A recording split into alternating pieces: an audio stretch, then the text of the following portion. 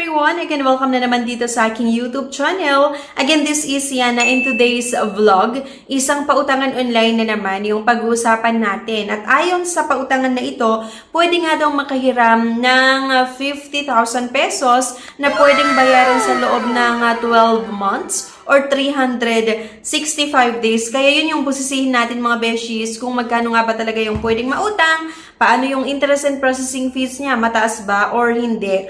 And syempre yung long terms, kung mahaba nga ba or short term lang. Pero bago ang lahat, kung bago ka pa lang dito sa aking YouTube channel or maaaring lagi kang nanonood pero hindi ka pa nakakapag-subscribe, abay mag-subscribe ka na nga po mga beshies para makasali sa ating weekly pa-Gcash giveaways at meron din po tayong monthly pa-cellphone giveaways na ini-announce po natin every 25th of the month. If declined sa bank and other loan apps, pwede niyong subukan yung ibang options. See the links sa description at sa comment section below. Click the link and apply. Disclaimer, try or apply at your own risk.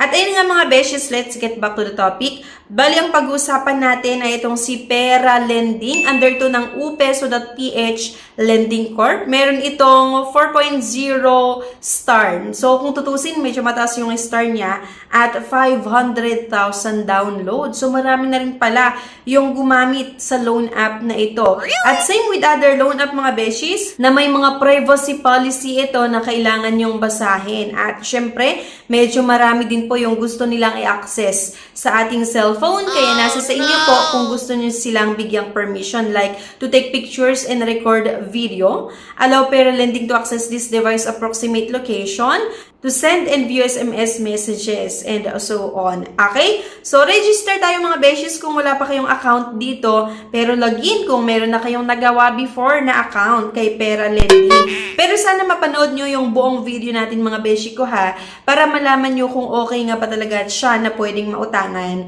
So, same with other loan app, na kailangan nating maglagay syempre ng isang valid mobile number at meron tayong matatanggap na one-time password na kailangan nating mailagay dito nga sa kanilang app. At meron silang repayment prevent fraud sa parang isang paalala. So, basahin nyo na lang. And set password, syempre. So, welcome to Pera Lending. No hassle apply 24/7 and fast disbursement. Ayan, up to 50,000 pesos yung pwedeng mautang at 365 days nga daw yung long terms. At kung makikita nyo dyan, meron silang sample. Like daw 10,000 yung pwedeng mahiram. Ayan, 0 interest at 3 months payment terms. Then, 1,000 lang yung service fee. Okay, so totoo kaya yon? At para nga makita natin kung okay nga ba talaga ito utangan, kailangan muna nating sagutan itong mga personal information. And then, itong residence information. Like yung province, yung district, yung community, at yung kompletong address nga natin. At ilang taon ka nga ba nakatira dyan sa lugar nyo? Next nga mga beshes, itong work information. Kailangan yung sagutan itong loan purpose, yung work infos, like yung social status, yung industry, yung pangalan ng company nyo, magkano nga ba yung sahod mo at anong araw ka sumasahod. Dito na nga tayo sa emergency contact. At ito na nga daw yung mga ID na tinatanggap. TIN, passport, UMID, SSS, card, PRC ID, driver's license, yung pag-ibig, GSIS ID. And mamimili na lang kayo dyan mga beshi at kailangan yung ilagay nga yung government ID number. At kung makita nyo dyan, ang napili ko nga po ay UMID na naman. At after nun, dito na nga tayo sa payment method. Kailangan nyong maglagay ng inyong Gcash account or kahit anong e-wallets or kung wala naman, bank account dyan. Kasi dyan nga daw nila ipapasok or isa-send yung maaprubahan na loan amount. A few moments later. At after ilang minuto nga mga beshies, eto na, approve ang ating loan application. Kaya lang mga beshi, ipong 50,000 yung mautang dito, especially kung first time natin. Kasi sa akin, 2,000 pesos lang mga besh yung unang inaprubahan nila. So, kapag first time natin umutang, pwede lang tayong makahiram ng 1,000 hanggang 2,000 pesos at may long terms na 7 days lang. Mga beshi, sa 2,000 na naaprubahan, meron agad-agad service fee na 840 and then withdrawal service fee pa ay 50 pesos. Kaya ang matatanggap ko lang daw na pera ay 1,110 pesos. So, isang pautangan na naman, wala atang matino na loan app sa mga nagawa natin ng ating honest review. I think magkakasunod itong mga loan app na halos puro matataas yung interest, yung mga processing fees. Ayan, yung withdrawal fee pa, malaki pa rin. Okay, kaya hindi ko nga nire-recommend. So, yun mga beshes, busisihin nyo ng maayos ha. Sa 2,000 pesos na naaprubahan, may service fee agad-agad na 840, withdrawal fee na 50 pesos, kaya nga ang matatanggap lang ay 1,110 pesos mga besh. Okay? Kaya nasa sa inyo pa rin kung gusto niyo namang utangan ito. So, 7 days lang yung ino-offer nila na payment terms. Pero kung makikita nyo dyan mga beshes sa baba nito, merong nakalagay na first due date daw ay sa February 13. Kasi nag-apply po ako ng February 7 kung saan kailangan kong magbayad ng 1,999.80.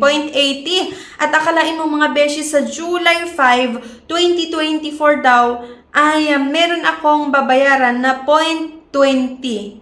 Okay?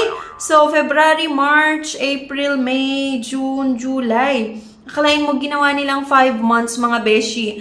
Yung loan terms ko daw. Kaya lang, sa July 5 mga beshi, ay 0.20 lang yung babayaran ko. Kaya di ba nakakaloka? Naglagay pa sila ng 0.20 na babayaran ko sa July 5. Eh, kung tutuusin, dito pa lang sa February 13, ay halos bayad na ako. Kasi nga, kailangan nating magbayad talaga ng 1,999.80. At ito, hindi po 5 months ito mga beshies, 7 days lang talaga. Kasi nga, dito pa lang sa first payment, halos bayad na. Okay? Kaya isang loan app na naman na hindi siya magandang i-recommend, hindi magandang utangan, kasi instead na makatulong sa atin, mas lalo pa tayong ilulubog sa utang. Kaya naman mga beshes, kung meron kayong experience, either maganda man yan or hindi dito kay Pera Lending, especially kung nag-pause due ang inyong mga account, then meron kayong na-experience na hindi maganda, sana po i-comment nyo para mabigyan nga natin ng babala. Yung mga iba na nagbabalak palang subukan na umutang dito kay Pera Lending. So ano sa tingin mo, besh? Okay ba? Si Pera Lending or hindi? Kasi kung ako yung tatanungin, hindi nga maganda na pwedeng utangan. Ay, sana may nakuha po kayo na idea sa video na ito. Please don't forget to click the subscribe button. Sana i-like nyo din yung video at huwag nyo kalimutan na i-share. Thank you guys for watching at see you on my next video. Bye-bye! No time to apply for a bank personal cash loan? Yana's here to help you. I assist pre-qualified clients with basic monthly income at least 25,000 per month. Hassle-free at walang fee. Lahat ng process sa bank gagawin. 2 to 5 banking days lang approval. Loan up to 2 million. Email amawanyana@gmail.com or message my FB page, Yana Insta Review. Note, qualifications may vary subject to the bank's terms and policies.